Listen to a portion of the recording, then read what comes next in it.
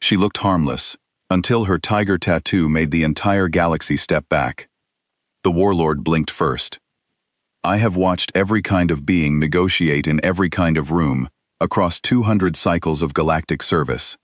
And I can tell you without hesitation that Geth Vorash had never blinked first. Not once. Not for a fleet admiral with 6,000 warships at his back. Not for the Ul-Sarathi Trade Council, whose combined wealth could have purchased 3 solar systems and still had enough left to buy a 4th at full price. Not for the Conclave's own High Arbiters, who technically outranked him by 17 formal tiers, and whose authority was written into galactic law. He blinked for a human woman named Nora Vance, who weighed no more than 60 kilograms, carried no weapon, wore a jacket with a fraying cuff on the left sleeve, and had arrived to this summit with a shoulder bag and a thermos of coffee that she had not offered to share with anyone. She had not even looked at him when it happened. She was reading her own document. I am Zel Karath, Senior Mediator for the Conclave of Sovereign Worlds. I have logged 3,847 summits over my career. I have seen species collapse at negotiating tables. I have seen warlords weep. I have watched civilizations surrender territory they had held for 400 years because the pressure in the room became too much to hold against. I am not easily surprised. I was surprised. I need to explain how we arrived at that moment, because it did not happen cleanly. Nothing involving humans ever happens cleanly. The summit had been arranged over 7 standard cycles, 14 species, 1 station. The agenda was the Varath Corridor, a stretch of navigable deep space roughly 6 light-years long, sitting at the intersection of 3 territorial claims that had been quietly building toward conflict for the better part of a decade. The Keth Dominion wanted it, the Ul-Sarathi merchant fleets wanted it, and the Outer Rim human colonies, which had been spreading through that region, with the slow, stubborn patience of something growing through rock, had already quietly built 11 settlements along it, and showed no particular interest in leaving. I had mediated border disputes before. I knew the shape of them. One side makes a demand dressed as an offer, the other side makes a counter-demand dressed as compromise. The smallest parties align themselves behind whoever seems likely to win. Someone eventually trades something they can afford to lose for something they cannot afford not to have. A document gets signed. Everyone leaves unhappy in roughly equal measure. That is what successful diplomacy looks like. I expected this to follow that pattern. The human delegation consisted of 1 person, just one. Her name was Nora Vance. I looked her up the evening before she arrived, as I always do with delegates I have no prior record of. Her file was not impressive. She had grown up in a cold, high-altitude region of the continent called Northern Europe. She had served in something the human military called Special Operations, but the details of that service were sealed behind a classification level I did not have access to, which was itself unusual. After the military, she had spent several years doing something listed only as field consultation in remote human territories. Her current title was Trade Envoy, 3rd grade. She had no prior interstellar negotiation experience on record. She had no commendations, no published positions, no diplomatic citations. She was, by every metric I could find, a junior nobody. I assumed the humans had sent her because they did not take the summit seriously. Or perhaps they considered her expendable. Or perhaps their senior diplomats were occupied elsewhere, and she was simply available. I had seen species send placeholder delegates before. It was an insult technically, but a common one. Then she walked into the room. The Keth delegation was already seated. 7 of them, in full display armor, their chromatic plates burning a steady, deep gold that signals absolute dominance. Geth Vorash sat at their center, larger than the others, with the particular stillness of a being who has not had to prove anything for a very long time. He did not look up when she entered. Nora Vance walked to the human seat, pulled out the chair, sat down, put her thermos on the table, unzipped her bag, took out a data chip and a small paper notebook, and opened the notebook to a page that was already covered in handwriting. She did not introduce herself. She did not look around the room to assess who was present. She did not perform the small rituals of arrival that every other delegate performed, the adjusting of posture, the surveying of faces, the careful positioning of one's presence in relation to the room's power structure. She just sat down and started reading her own notes. The Ul-Sarathi lead delegate, a tall and many-limbed creature named Vo-Sareth, whose species communicated social rank through the precise arrangement of their upper limbs, looked at me from across the table with an expression I read as puzzlement. I gave him nothing in return. I was watching her. The session opened. I delivered the standard conclave introduction, the nature of the dispute, the parties present, the rules of engagement for a neutral summit. 14 species listened. Nora Vance listened, while also writing something in her notebook, which I found rude, and also fascinating.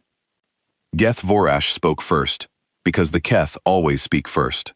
He laid out their position with the practiced ease of someone who has delivered an ultimatum so many times, it has become a kind of art form. The Vareth corridor would fall under Keth navigation authority. Human settlements already present would be permitted to remain, under Keth-issued licenses, subject to Keth inspection, and revocable at Keth discretion. In return, the humans would receive guaranteed safe passage through Keth-controlled space, along 2 approved routes that were, as I noted privately, both significantly longer and significantly less useful than anything running through the corridor itself. He said all of this in a tone that suggested the conversation was already over, and the rest of the summit was merely administrative. Vo-Sareth followed with the Ul-Sarathi position, which was marginally less blunt but arrived at the same destination. Joint administration of the corridor, meaning a council, meaning a structure that the Ul-Sarathi, with their longer history of such councils and their considerable experience at steering them, would quietly control within 2 standard cycles. The other 12 delegations murmured in general support of one position or the other, or in careful non-commitment designed to preserve future options. This is normal. This is how these rooms work. The weight of combined implied opinion fills the air like pressure, and the smallest parties feel it first. Nora Vance let them all finish. She waited until the room had fully settled, until Geth Vorash had leaned back with the satisfaction of a being who believes the important part of the conversation has already happened, and then she said, quietly, and without any particular drama, "No." The room did not go silent. It went something beyond silent. It went into a state that I do not have a precise word for in any of the 43 languages I speak.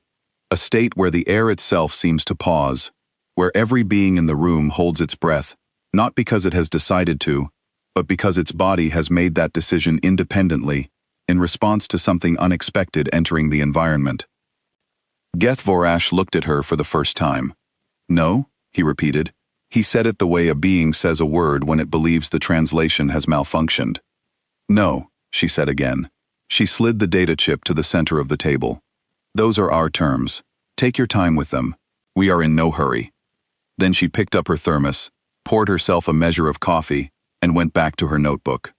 I have watched species negotiate for 200 cycles. I have seen aggression and manipulation, and brilliant strategy, and catastrophic miscalculation. I had never seen anything like this, not because it was complicated, but because it was so completely, almost aggressively simple. She had not countered. She had not compromised.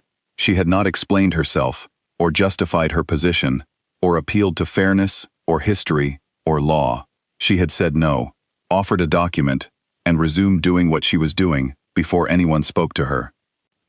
Geth Vorash's secondary eyes, the 2 smaller ones set behind his primary pair that his species uses for threat assessment, fixed on her with an intensity I had not seen him direct at anyone in the 20 years I had worked alongside him.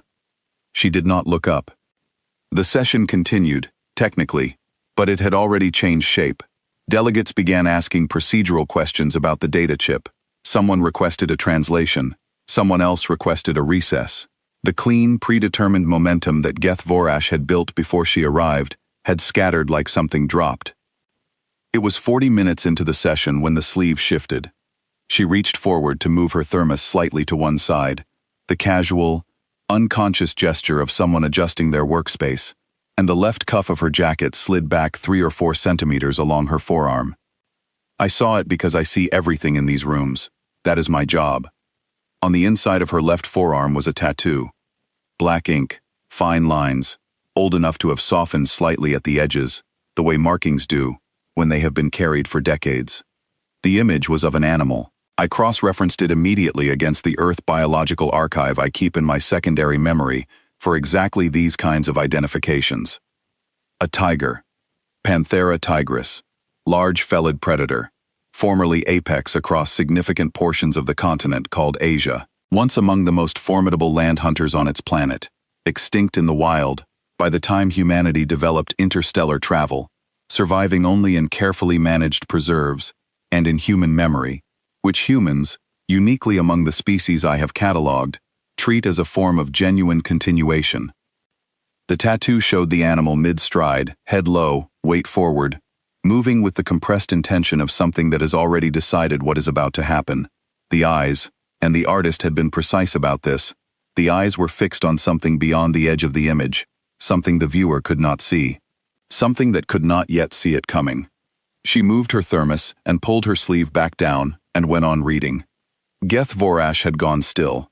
Not the diplomatic stillness he performed at these tables. A different kind. The kind that happens before a decision rather than after one. His chromatic plates had shifted, the gold dimming and cycling into a range my matrix translated as something close to recalculated threat evaluation. His lead advisor leaned in and spoke below the room's audio capture, and the warlord gave a single, almost invisible nod in response. The Ulcerathi noticed the Keth response within seconds. The Ulcerathis' upper limbs shifted arrangement 3 times in quick succession, which in their language means something like the ground has changed beneath me, and I need to understand how before I take another step. 4 of the smaller delegations who had been loosely orbiting the Keth position all adjusted their posture within the same breath. Nora Vance was writing in her notebook. She had not looked at the warlord. She had not looked at her own forearm. She was writing something down in a neat, unhurried hand, and she looked for all the world like a person doing paperwork in a quiet office on a very ordinary afternoon. The session broke for recess, 22 minutes later. 3 delegations immediately requested private consultations. The Keth formally logged the data chip she had submitted, which in conclave protocol means a party is treating a document as a legitimate opening position rather than dismissing it, which is significant, which I noted in my record. I found her in the corridor outside, eating from a small container of what the translation system identified as a fermented grain and legume preparation, which sounded unpleasant, but which she seemed perfectly content with. She offered me some. I declined. "You saw it," I said. "I have been a mediator for a long time. I have learned that the most efficient path to a direct answer is often a direct statement." She looked at me. "The tattoo?" Geth Vorash has not shown that response to any person or event in the 20 years I have worked alongside him. I need to understand what happened in that room. She looked at her forearm for a moment, then back at me. "There is a Keth military outpost near a human settlement called KP7, in the Outer Rim. About 30 years ago, before the current border framework existed, a Keth scouting unit moved through that corridor without authorization. They reached a human farming settlement, small community, maybe 400 people. I waited. The unit commander sent a report back to Keth Central Command afterward. 1 line. The report said, 'Do not pursue further contact. They are not afraid of us.' I do not know what they are afraid of, but it is not us." "What happened to the settlement?" "Nothing. The Keth pulled back. The farmers never knew how close it came." She closed her food container. "The woman running that settlement was my grandmother. She carried this same tattoo. Geth Vorash was a young logistics officer at the time, one of the people who processed that report. He has had 30 years to think about what his unit commander saw when he looked at her." I said nothing. I was processing.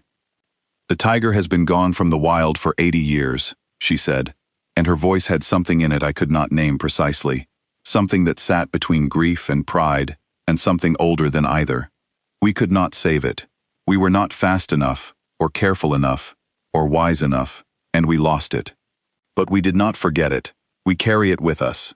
We put it on our walls and in our stories and on our skin, because we need to remember what it cost to share a world with something like that, what it made us, what we had to become, just to survive in a place where something like that was hunting us." She picked up her bag and settled the strap on her shoulder. "Every species we meet out here looks at us and sees something small, soft. No armor, no natural weapons, short lives, no special senses. Nothing that should have made us dangerous. And they are right that we did not start dangerous. But we lived for 100,000 years on a planet that was trying in every possible way to end us. Heat and cold and disease and drought, and predators that weighed 500 kilograms and could outrun anything alive. We buried more than we saved. We lost more than we kept. She looked at the corridor ahead, toward the closed doors of Bay 9. The tiger is gone, but we are still here, and anyone who looks carefully enough can see that we did not get here by being gentle. She walked back toward the room. At the door she paused, not to look back, just to finish the thought. We did not bring an apex predator to the stars.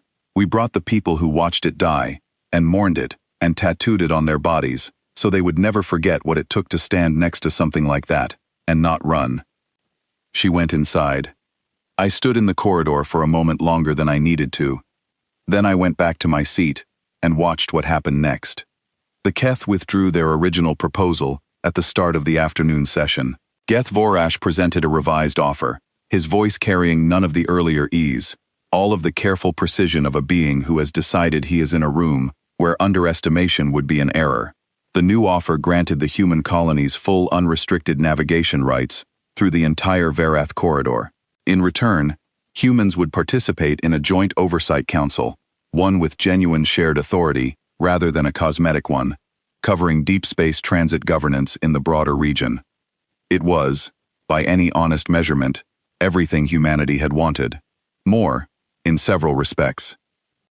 The Ulsarathi agreed before I expected them to. Vo-Sareth did not even request a secondary arbitration session, which for the Ulsarathi is the diplomatic equivalent of running towards something rather than away from it.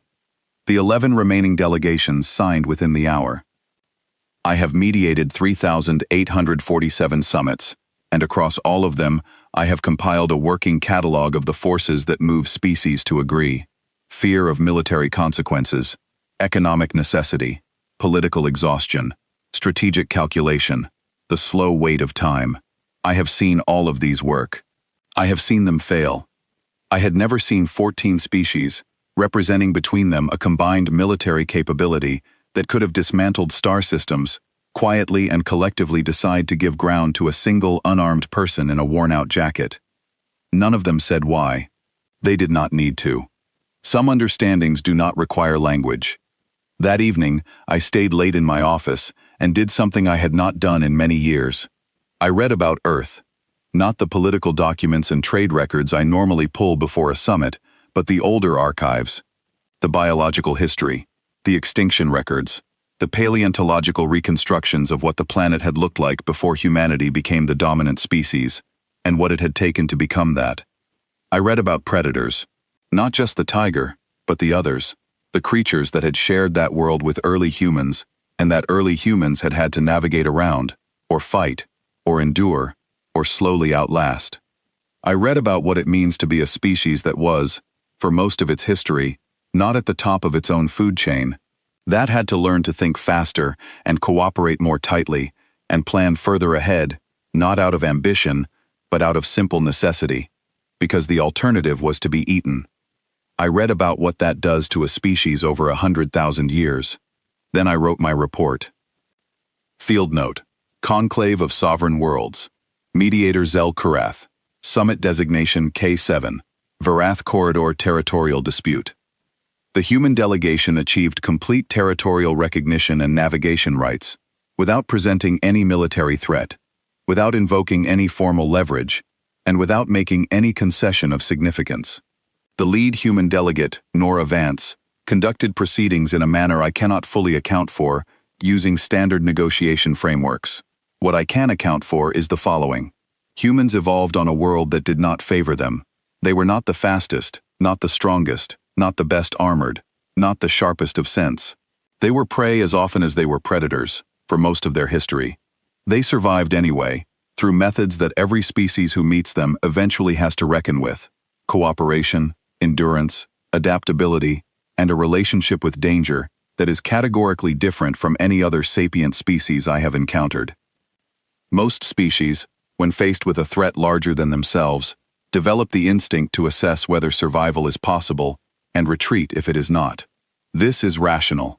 This is how most life in the known galaxy works. Humans, at some point in their development, appear to have arrived at a different answer. They looked at the things trying to end them and decided to study those things, to understand them, to carry them in memory even after they were gone. They did not just survive their predators. They grieved them. They honored them. They put them in art and story and on their own bodies, because they understood, at some level below language, that what you have survived is part of what you are. A species that mourns its apex predators is a species that has never forgotten what it cost to stand in the presence of something greater than itself and hold its ground anyway. That memory does not leave. It writes itself into the way they stand, and the way they look at you, and the particular quality of stillness that comes over them when they are not afraid. Geth Vorash recognized it because a Keth commander recognized it 30 years ago in a woman on a farming settlement who had a tiger on her arm and did not step back when armed soldiers came to her door. The galaxy did not step back from Nora Vance because she was powerful. The galaxy stepped back because they looked at her and at the mark on her skin and understood, in the way that living things understand danger before they have found words for it, that she was the product of 100,000 years of something they could not fully calculate and probably did not want to test. She had not made a threat. She had not needed to. She was the threat. The quiet, inherited, ancient kind. The kind that does not announce itself. The kind that has been walking the same direction for a very long time and has not yet decided to stop. I am updating my assessment protocols for all future human diplomatic engagements. Recommendation to the Conclave, submitted with full confidence.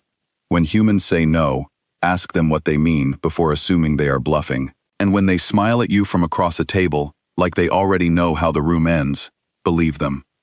Do not make the mistake of looking at what they are now and forgetting what made them. End of report.